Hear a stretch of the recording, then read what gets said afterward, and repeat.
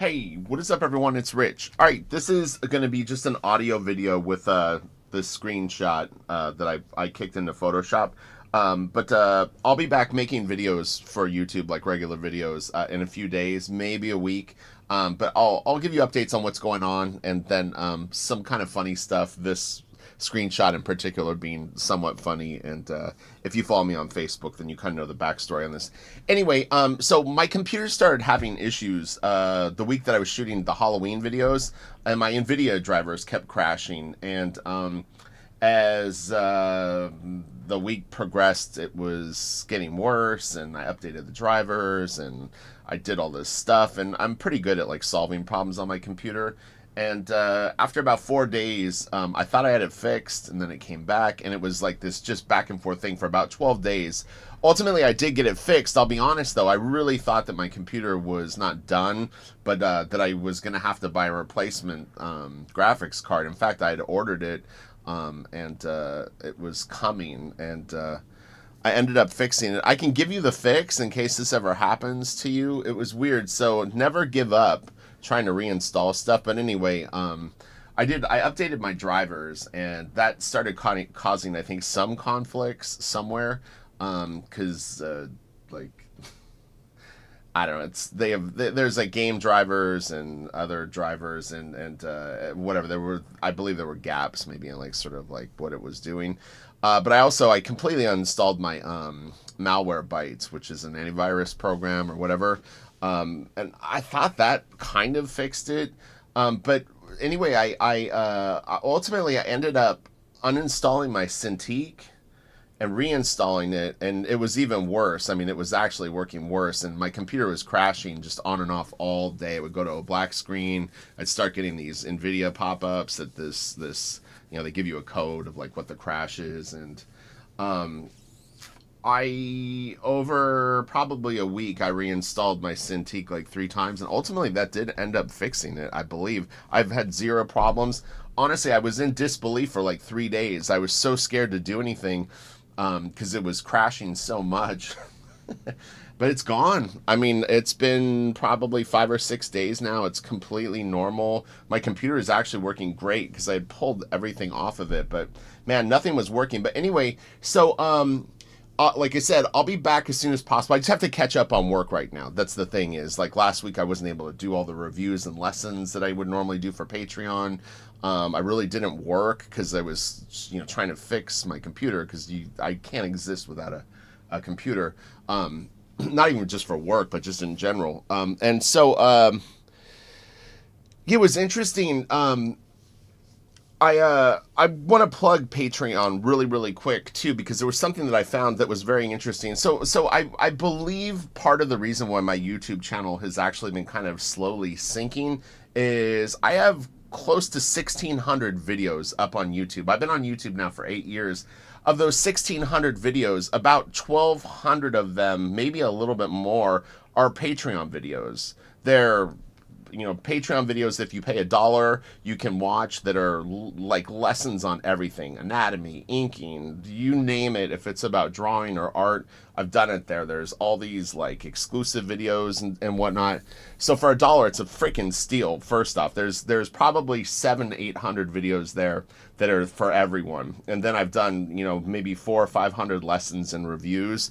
So all that. But I really do think that I have so many videos that are not monetized on my YouTube channel, and then on top of it, that get very low views in YouTube's eyes, because if I do a review for someone, they may only watch it 1 or 2 times. It's not monetized, and I just don't think YouTube really understands what I'm up to with my channel. So what I've been slowly doing, what I was trying to do, is move all the Patreon content to its just own page, and kind of clean out my YouTube non-essentials.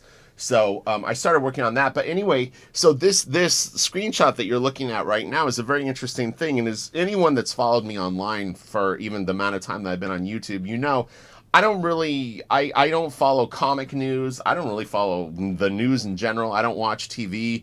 I'm really kind of in my own creative bubble. And so I'm pretty clueless in terms of like what the hot sort of arguments are. And so I had no idea that Facebook is converting its name to Meta. people kept saying meta, and I had no idea what they were talking about, other than I know what meta as a word is. But I mean, that's so when people ask me about things that are going on, like pop culture or political, I have no idea. I get up, get coffee, and I start drawing, and my hobby is music. That's it. That's all I do. So anyway, I have probably 3 or 4 Instagram accounts. Most of the extra ones, the ones that people don't know, are just like one. I follow a lot of music stuff, and when I want to see, you know, a very small group of like music related posts, I can go and check it out. I have another one that's kind of more concept art, and again, it's nothing that I don't post art at these sites. It's just it's an easier way for me to browse because I follow so many people back on like my main Instagram account. Anyway, so I had signed out the other day or switched accounts, which is not a big deal. I mean, it's all like above board on Instagram. But when I went to sign back into my main account, Instagram gave me this pop up. It was very weird, and it was one of those things where when I saw it at first, I was like, there's no way that they're really asking me for this. This has got to be like maybe it's a hack, like it's a fake pop up, and if whatever, like it's like how people get their passwords ripped off on like Facebook and whatnot. To be clear, I've never had that happen. Like I've never had anything hacked, so I'm pretty one aware too. I can figure shit out.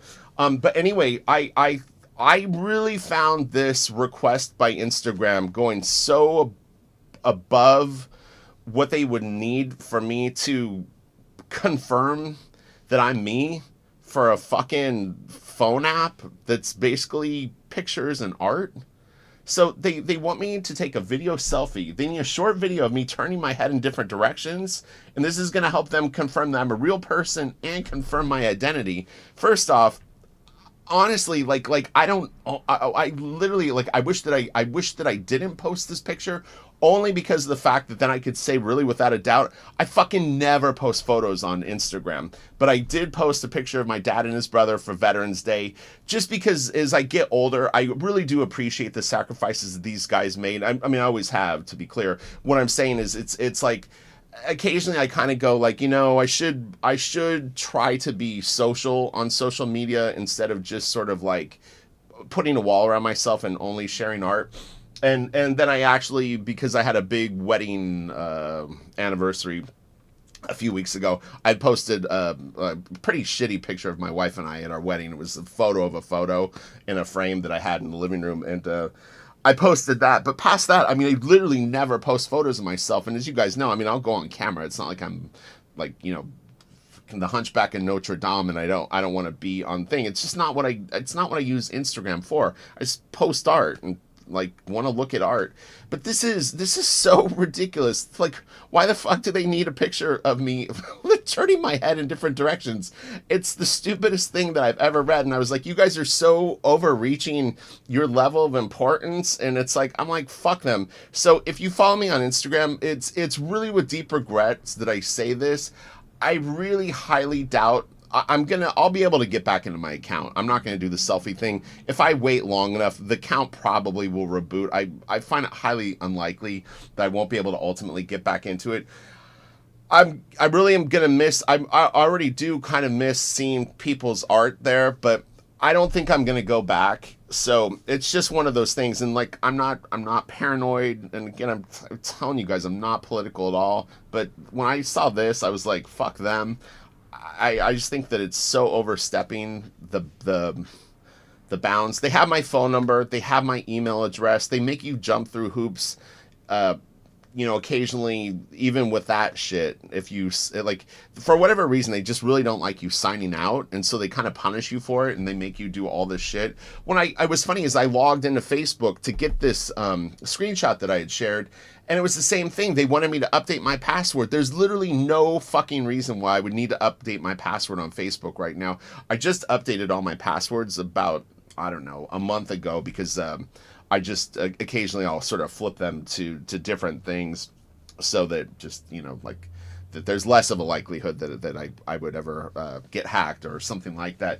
And Yeah, so it's like, fuck these companies. Seriously, like right now I have YouTube. I'm very flexible though. Like honestly, if YouTube turns to shit, then I'll bail YouTube. I really don't care. I feel like I have a level of value as a creative person, and is just a person that actually comes online and is honest with people and talks to people. You guys will find me. So anyway, but yeah, if you follow me on Instagram, it's very highly unlikely that I'm going to be posting anything for at least a few weeks.